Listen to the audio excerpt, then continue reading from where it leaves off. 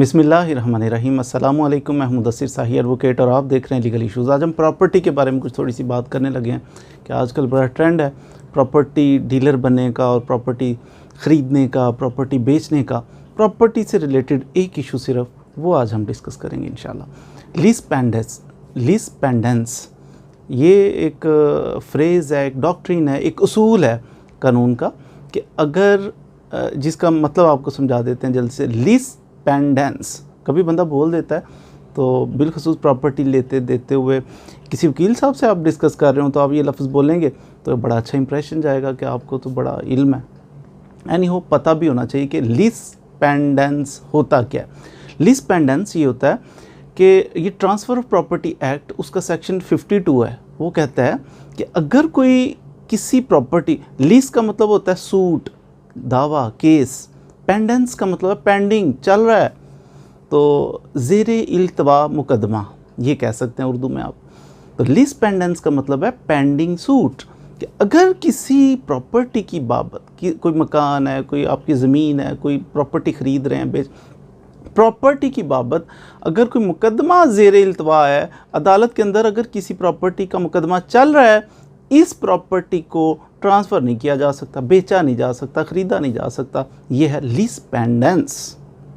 इसी को थोड़ा सा इंशाल्लाह आज समझने की कोशिश करेंगे। तो सबसे पहले कि ट्रांसफ़र प्रॉपर्टी कर रहा है कोई बंदा, लेकिन वो उसकी बाबत सूट किसी कॉम्पिटेंट कोर्ट के अंदर पेंडिंग है। एक तो सूट पेंडिंग होना चाहिए, दूसरा कॉम्पिटेंट कोर्ट के अंदर पेंडिंग, जहाँ पे उस प्रॉपर्टी का मुकदमा बनता है उसी कोर्ट के अंदर पेंडिंग होना चाहिए। फिर ये क्लूजन बाज़ दफ़ा क्या करते हैं, प्रॉपर्टी सेल जिसने करनी है या प्रॉपर्टी डीलर होते हैं, बड़े शातिर किस्म के लोग होते हैं, वो क्या करते हैं, कहते हैं यार प्रॉपर्टी तो मेरी है, तो ऐसा करते हैं थर्ड पर्सन है, इससे पैसे ना बटोर लें, कुछ अर्सा 6 महीने साल यूज़ करके इसको वापस कर देंगे, तो इससे पैसे निकलवाते हैं। तो कौन सा मुहतात तरीका है? वो कहते हैं ऐसा करते हैं, मेरी प्रॉपर्टी है, आप झूठी मोटी एक केस कर दो झूठा सा, तो हम ये फिर जिस प्रॉपर्टी पे केस चल रहा हो अदालत में तो वो लीज़ पेंडेंस में आ जाती है, वो तो बेची नहीं जा सकती, तो ना ख़रीदी जा सकती है। तो चुपके जाके ना तो मेरे ख़िलाफ़ केस करो, तो फिर हम एंड पे रहनी तो मेरी है, तो इससे फिर मैं क्या करूँगा, इस बंदे से सौदा करूँगा, आओ जनाब ये प्रॉपर्टी, ये देखो कागज़, तो आप कर लें सिलसिला, पैसे इतने मुझे दे दें जनाब, 1 लाख रुपया दे दें, 10 लाख दे दें, 1 करोड़ दे दें, जितना भी पैसे ले लें, तो सौदा हो रहा है जनाब, बेची नहीं जा रही। तो यूँ करके बाद में वो कहते हैं करो ट्रांसफ़र, कहते हो ये तो लीज़ पेंडेंस है, हम तो आपको बेच ही नहीं सकते क्योंकि वो तो केस पेंडिंग है, तो इस वजह से मुश्किल हो गई है।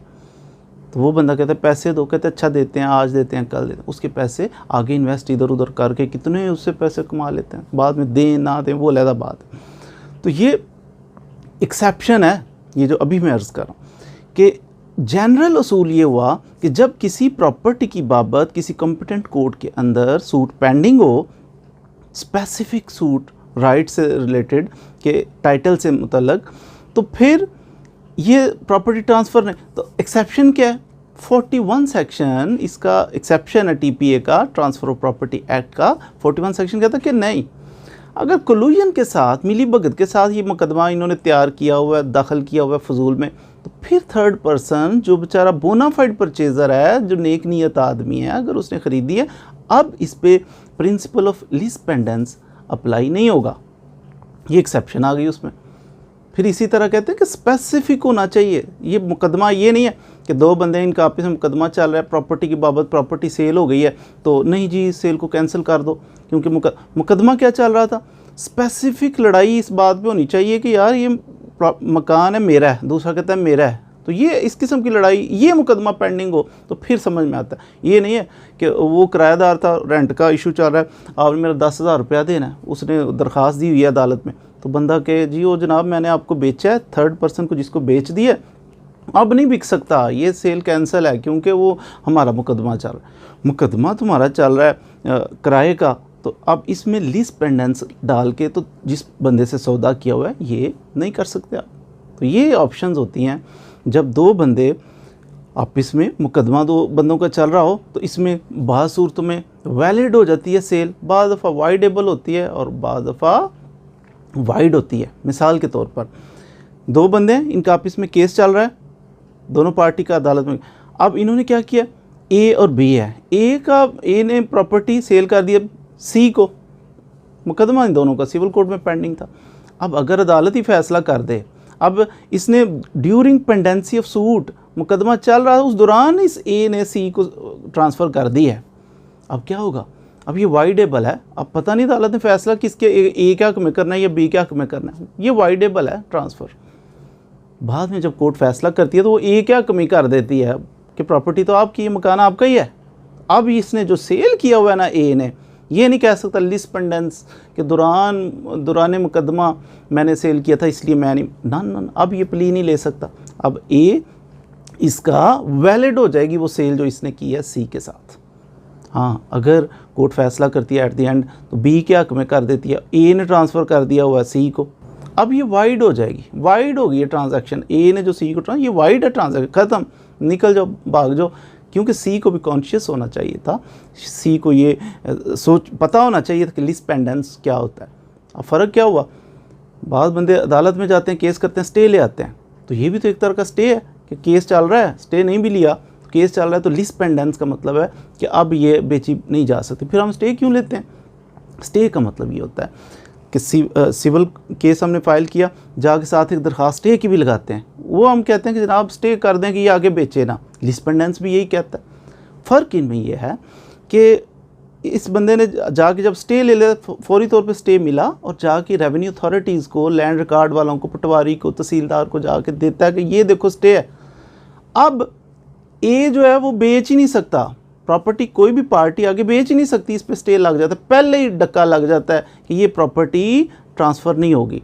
लीज पेंडेंस क्या है कि मुकदमा चल रहा है, उस दौरान ट्रांसफ़र भी कर सकता है, सब कुछ कर सकता है, लेकिन बाद में फिर कहते हैं कि ओहो लीज पेंडेंस था, जो हो चुका है उसको अब गुड करने की कोशिश करते हैं, वापस करने की कोशिश, ये लीज पेंडेंस है। तो स्टे होने ही नहीं देते, वो पहले ही जाके उधर लिख देते हैं कि इस प्रॉपर्टी को ट्रांसफ़र किया ही नहीं जा सकता।